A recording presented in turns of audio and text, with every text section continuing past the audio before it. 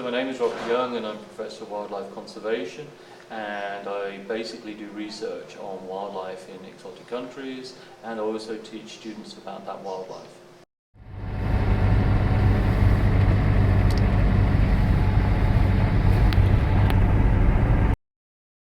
I originally did research on wildlife, then I moved into farm animals, and then I moved into zoo animals, and from zoo animals I moved into wild animals because I moved to Brazil to live.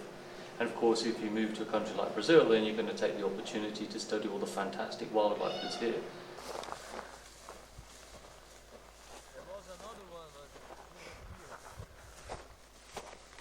So the mega diversity that's here, and there are just hundreds if not thousands of animals which have not yet been studied.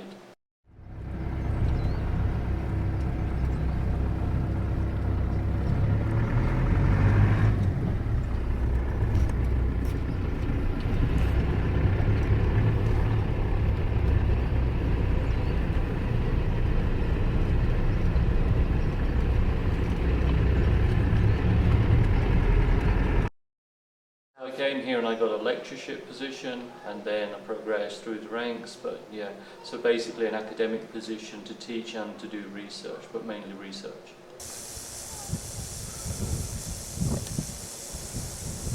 I've been doing research throughout Minas Gerais, which is the state we're in at the moment. I mean, it's a very large state. I mean, it's the size of France, so you know there's a lot of habitat here, and it's very fortunate because it has the Atlantic rainforest, which is the fourth most important habitat in terms of biodiversity in the world, and it has the Sahara where we are today, which is the eighth most important habitat in the world in terms of biodiversity. So really, you know, for me it was like a kid being in a sweetie shop. There's just millions of options available to you to do phenomenally interesting research. So you had two catastrophic events occurring at the same time. Humans is always a catastrophic event. Wherever they arrive, they obliterate the large animals, they eat them, and then you have climate change occurring. So, you know, people who tell you not to worry about climate change, you know, we've got all these classic examples from nature. The choice of species is really being governed by species which I think are biologically interesting. So I think something about them, maybe they've got very complicated vocalizations, or they've got a very unusual different lifestyle from other species. So for me, that's what's been interesting. I mean, other people have other criteria, which might be how endangered a species is, but this for me has never been a number one criteria. To me, it's always been about how interesting the biology of the species is. You know, we're here in the Cerrado in Brazil. The Cerrado is one of the most endangered habitats in Brazil, one of the most endangered habitats in the world. It's rapidly being turned over to agricultural land. But it's important that we know about the lives of these animals. So a lot of science has become very focused on only hypothesis testing.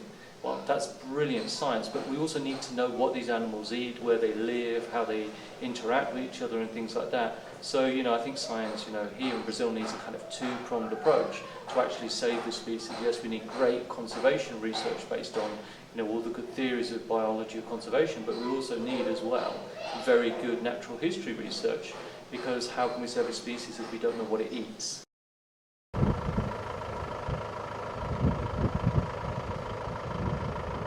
So one of the new areas of research I've been focusing on is developing the interactions between conservation in situ, which is in the field, and ex situ, which is in places like zoos. So we've been doing a lot of work with zoo populations and measuring their fitness and seeing whether they would actually be capable of being reintroduced back to the wild. So if we can restore habitats like the Cerrado, then we need animals that are actually able to go back into that habitat and survive. So this has been one of my new focuses since I've moved to Salford, because obviously in the Great Britain we don't have as great biodiversity as countries like Brazil, and our habitats are not as threatened as habitats are here. So this has been one of my big kind of focuses since moving to Salford.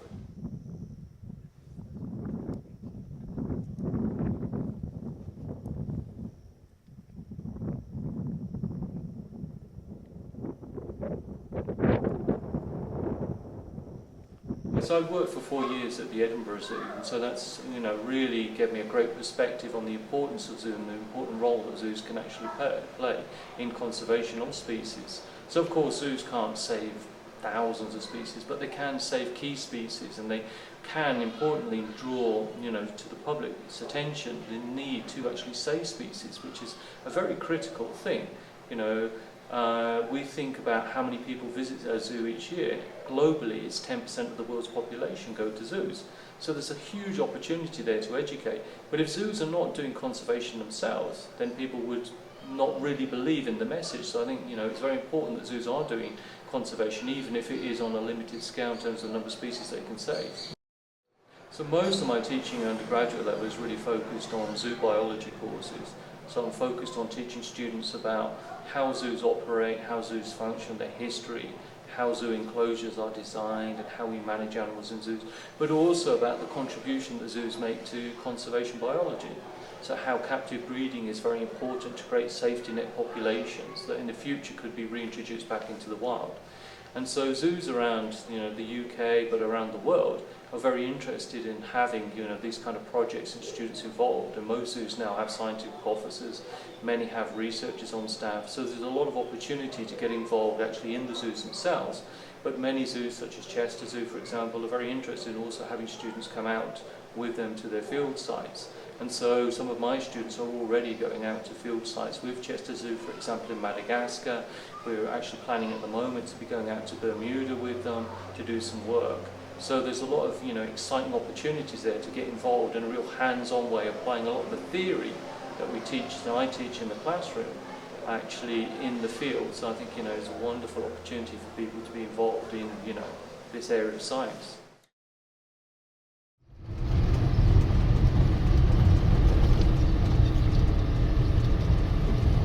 We're in Serra da Canastra National Park.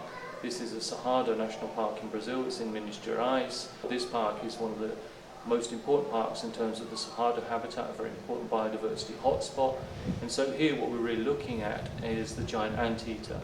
The giant anteater is one of those really enigmatic species. I mean, there's probably nothing else on the planet that quite looks like a giant anteater, and it's the kind of thing that, you know, every schoolboy and girl around the world can identify a giant anteater. You know, if you show a picture of it to somebody in China, they will know what it is.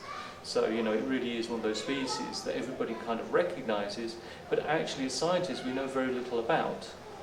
And so one of the reasons we know very little about is because the habitat they live in is in very tall grass, and they're actually quite difficult to observe in the wild. So although we can find them, they often can disappear in the tall grass and stuff like that. So that means that we know very little about how they live, how they avoid their predators, for example. You know, they're an animal that's almost blind. You can walk within almost a metre of them in the wild if you're downwind.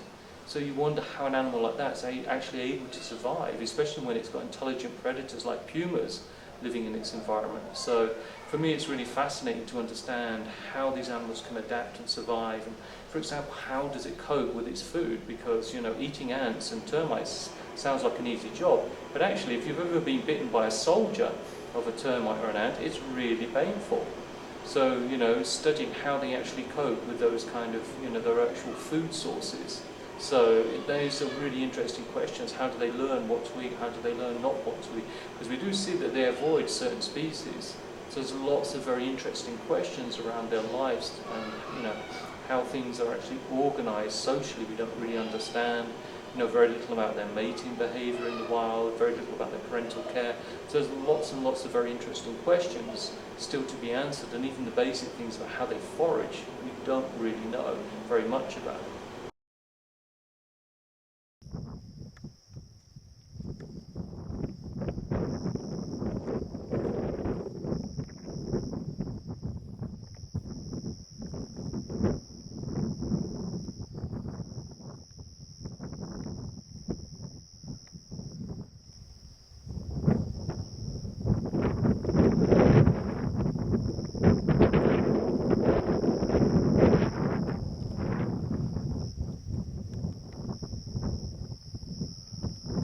So the last couple of days, obviously we've seen lots of birds. It's hard, it's full of lots of birds and lots of enigmatic birds. So the most enigmatic of all probably is the great rhea, because it's the largest bird in South America, standing about 1.8 meters tall. So, you know, we've seen a male with a flock, and well, it looks like a flock, but actually it's his offspring. So in this species, it's the male that looks after the offspring, the female doesn't provide any care. And we've seen a lot of other bird species such as parrots and hawks and fly-eating birds and things like that, insectivorous birds. But also we've seen snakes, we've seen a rattlesnake, we've seen green snakes in the grass.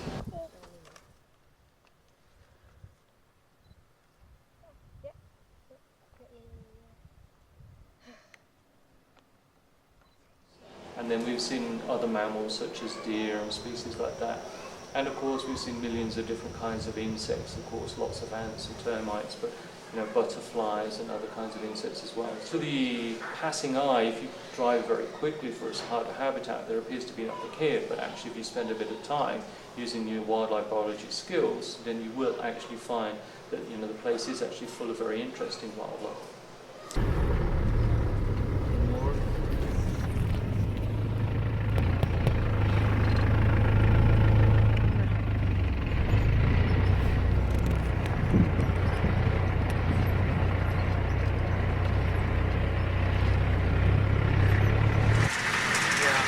So it's interesting when Darwin met John Herschel in South Africa on their journey around the voyage on the Beagle. Darwin, he'd been here before, and of course when he went to South Africa he saw all the animals on the plains in South Africa, and he couldn't understand why there were no animals on the plains in South America. He thought it was really weird once he'd gone in South Africa. South America, the plains look very similar to the plains in South Africa, but he didn't see animals. But he of course didn't understand that there had been this catastrophic arrival of humans 12,000 years ago, and this sudden climate change which had combined to eliminate all of the megafauna more or less from the Cerrado environment. So I have presently 5 PhD students who are Brazilians and another one arriving, and I also have 2 Brazilian postdocs. So I've brought a lot of people from Brazil to the UK, which might seem quite a strange thing to actually do, because all the wildlife is here. But the reason for having this kind of international community in Salford is to provide them with the excellent training that we could provide at the university. So we train them in the skills that they might otherwise be able to obtain here in Brazil, and then they can apply those skills on their research projects. So one of my students, for example, is actually working on this question about whether animals, in this case amphibians and reptiles in zoos, can be reintroduced back into the wild, which is a very important question for Brazil with habitat destruction and things like that. They do have safety net populations of reptiles and amphibians in their zoos, but are those animals actually suitable for reintroduction or re-release programs in the future? So this is one of the questions that I'm addressing with her. And then other students are looking at things more straight kind of biology questions. So one of my students is looking at why in South America all the male primates are colorblind. And so this is a more evolutionary question which could reveal interesting things about the origins of color vision and things like that. So, and then I've got other students looking at other projects such as social networks. And so we're very interested in how your position in your social network affects your well-being. So if you're at the center of a social network and you're a primate species, do you have better well-being than a primate who's in the same social network but right on the edge? So we're looking at those kind of questions, and also how does information flow through a social network? So if you introduce some information at the edge of the social network, how long does it take to actually get around the whole social network? Is it much quicker than introducing it to some individual who's at the center of the social network? So we're looking at a variety of different kind of very interesting questions, some of which are very applied and some of which are very pure. So another example of a very applied project is we're looking at sound pollution. In this case, we're looking at how sound pollution in zoos affects the well-being of zoo animals, and also how it affects their communication. So for example, elephants in zoos, they should be able to communicate with each other in infrasound, but there's a suspicion that a lot of machinery in zoos might be producing infrasound, and so they're not able to communicate with each other very effectively, which would be a major disruption then to their social lives and could be very stressful. So I have another very applied project with a Brazilian student looking at a question like that. So I'll be back again in probably April next year. So I usually come out April and August every year and spend the whole month of April, the whole month of August. And again, when I come, it's always a mixture of taking care of my research projects, looking for new opportunities for research always as well, because there's always new exciting things that can be done, so it's always paying attention to those possibilities. And again, always supervising students and teaching as well. So probably teaching a different course at the university, maybe something like experimental design, which is another very important thing for students, how to design their wildlife projects. Because designing a project for a laboratory is very easy because you have very controlled conditions. Whereas designing a project, a research project to do in the wild, is much more difficult because there are so many things that you can't control. So it's actually teaching the students about how you design projects so that they can be successful despite the conditions, the environment and everything, sometimes not really helping you with what you're actually trying to do, the questions you're trying to ask.